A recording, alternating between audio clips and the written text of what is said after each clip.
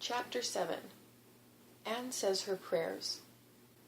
When she took Anne up to bed that night, Marilla said stiffly, "Now, Anne, I noticed last night that you threw your clothes all about the floor when you took them off. That is a very untidy habit, and I can't allow it at all. As soon as you take off any article of clothing, fold it neatly and place it on the chair. I haven't any use at all for little girls who are not neat." "I was so harrowed up in my mind last night that I didn't think about my clothes at all," said Anne. "I'll fold them nicely tonight. They always made us do that at the orphan asylum.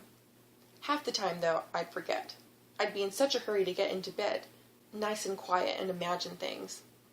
"You'll have to remember a little better if you stay here," admonished Marilla. "There, that looks something like. Say your prayers now and get into bed." "I never say any prayers," announced Anne. Marilla looked at her in horrified astonishment. "Why, Anne, what do you mean? Were you never taught to say your prayers? God always wants little girls to say their prayers. Don't you know who God is, Anne?" "God is a spirit, infinite, eternal, and unchangeable, in his being, wisdom, power, holiness, justice, goodness, and truth," responded Anne promptly and glibly. Marilla looked rather relieved. "So you do know something then, thank goodness. You're not quite a heathen. Where did you learn that?" "Oh, at the asylum Sunday school. They made us learn the whole catechism. I liked it pretty well. There's something splendid about some of the words. Infinite, eternal, and unchangeable. Isn't that grand? It has such a roll to it, just like a big organ playing. You couldn't quite call it poetry, I suppose, but it sounds a lot like it, doesn't it?" "We're not talking about poetry, Anne. We are talking about saying your prayers. Don't you know it's a terrible, wicked thing not to say your prayers every night? I'm afraid you are a very bad little girl." "You'd find it easier to be bad than good if you had red hair," said Anne reproachfully. "People who haven't red hair don't know what trouble is. Mrs. Thomas told me that God made my hair red on purpose, and I've never cared about him since. And anyhow, I'd always be too tired at night to bother saying prayers. People who have to look after twins can't be expected to say their prayers. Now, do you honestly think they can?" Marilla decided that Anne's religious training must begin at once. Plainly there was no time to be lost. "You must say your prayers while you are under my roof, Anne." "Why, of course, if you want me to," assented Anne cheerfully. "I'd do anything to oblige you. But you'll have to tell me what to say for this once. After I get into bed, I'll imagine out a real nice prayer to say always. I believe that it will be quite interesting, now that I come to think of it." "You must kneel down," said Marilla in embarrassment. Anne knelt at Marilla's knee and looked up gravely.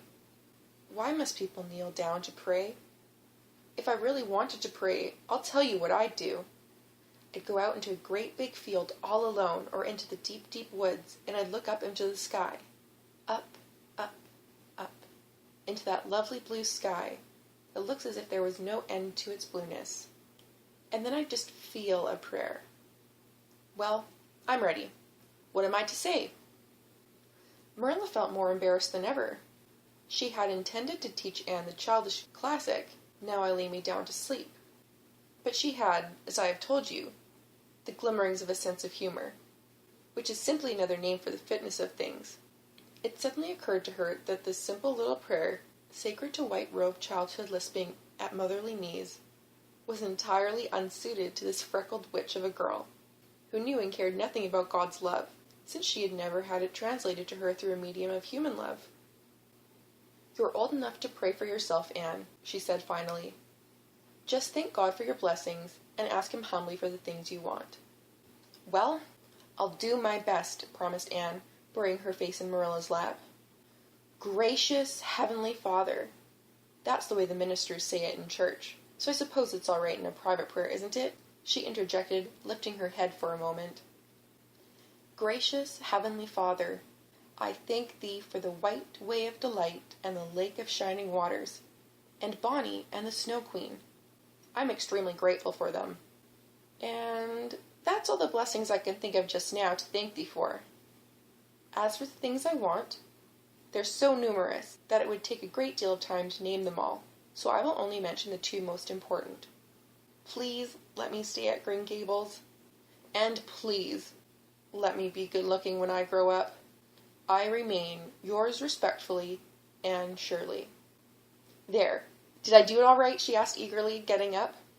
I could have made it much more flowery if I had a little more time to think it over.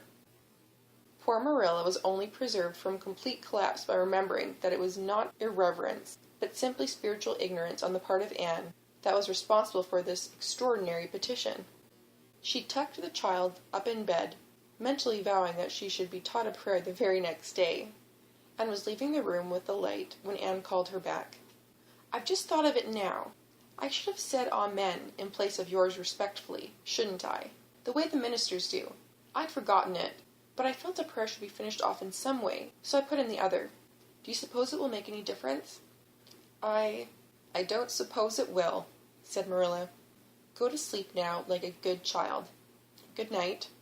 I can say good night tonight with a clear conscience, said Anne, cuddling luxuriously down among her pillows. Marilla retreated to the kitchen, set the candle firmly on the table, and glared at Matthew. Matthew Cuthbert, it's about time somebody adopted that child and taught her something. She's next door to a perfect heathen. Will you believe that she never said a prayer in her life till tonight? I'll send her to the manse tomorrow and borrow the Peep of Day series. That's what I'll do. And she'll go to Sunday school just as soon as I can get some suitable clothes made for her. I foresee that I shall have my hands full. Well, we can't get through this world without our share of trouble. I've had a pretty easy life of it so far, but mine has come at last, and I suppose I'll have to make the best of it.